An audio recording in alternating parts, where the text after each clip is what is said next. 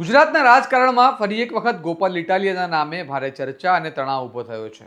કારણ કે જૂતું મારવાના પ્રયાસમાં આરોપીના બદલાતા નિવેદનોએ સમગ્ર ઘટનાને રાજકીય તોફાનમાં ફેરવી દીધી છે.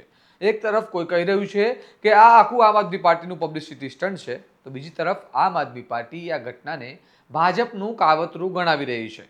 આવો વિગતે વાત કરીએ સમગ્ર મામલા વિશે આ અહેવાલમાં.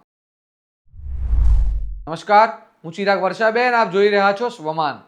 થોડા દિવસ અગાઉ જૂનાગઢની એક સભામાં ગોપાલ ઇટાલિયા પર જૂતું મારવાનો પ્રયાસ કરવામાં આવ્યો હતો, પરંતુ મામલો ત્યારે ગરમાયો જ્યારે હુમલો કરનાર સબીર મીરે શરૂઆતમાં નિવેદન આપ્યું હતું કે અમુક લોકોએ તેને પૈસાની લાલચ આપી અને દારૂ પીવડાવી ગોપાલ ઇટાલિયા પર જૂતું મારવાનું કહ્યું હતું. આ નિવેદન બાદ રાજકીય વર્તુળોમાં ચર્ચા ફાટી નીકળી હતી કે શું આ પાછળ ભાજપનું કોઈ જોડાણ છે. પરંતુ ત્યારબાદ ફરી એક નવો વિડીયો સામે આવ્યો, જેમાં સબીર મીર કહે છે કે પહેલો વિડીયો બનાવ્યા પહેલા તેને મારવામાં આવ્યો હતો અને બળજબરીથી નામ લેવાનું કહેવામાં આવ્યું હતું.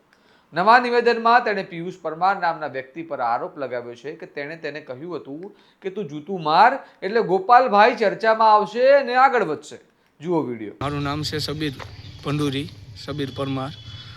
મને કંઈ આમ આદમી પાર્ટીથી કોઈ બાબતનો કોઈ વિરોધ નહોતો ને મને થોડુંક મેં મકાનની ને બધીને જાહેરાત કરી હતી કે મારું મકાન નથી, ઘરનું ભાડે રહું છું. કોઈએ મારું ધ્યાન ના દીધું. ત્યારબાદ કે મને આવી કહાની કરતા હતા, ત્યારબાદ મને થોડો ગુસ્સો આવી ગયો એટલે મેં ચંપલનો ઘા કરી લીધો છે.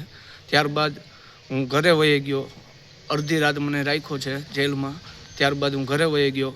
ઘરેથી થોડોક અહીંયા સવારમાં ત્યાં ભંડુરીમાં હતો ગામમાં, મને થોડીક મારકૂટ કરી લીધી ગામના 3 વ્યક્તિએ. ત્યારબાદ હું અહીંયા ફરિયાદ નોંધાવવા આવ્યો તો કોઈએ ફરિયાદ મારી લીધી નહીં. સવારનો બેઠો છું, ફરિયાદ કોઈએ લખી નહીં મારી. ને આ મને કરાવનાર મારા પિયુષભાઈએ મને કહેવા પ્રમાણે મેં કીધું છે કે ગોપાલભાઈને તું ચંપલ માર, ગોપાલભાઈ થોડાક આગળ આવે. એ પ્રમાણે મને પિયુષભાઈએ કહેવડાવ્યું હતું એટલે મેં આ કર્યું. આ બદલાતા નિવેદનોથી લોકોમાં શંકા વધુ ઘેરાઈ છે કે આ ઘટના કોઈ રાજકીય રણનીતિનો ભાગ તો નથી ને. આ દરમિયાન સોશિયલ મીડિયામાં એક વધુ વિડીયો વાયરલ થયો છે, જેમાં સબીર મીરને કોઈ વ્યક્તિ મારતો દેખાય છે.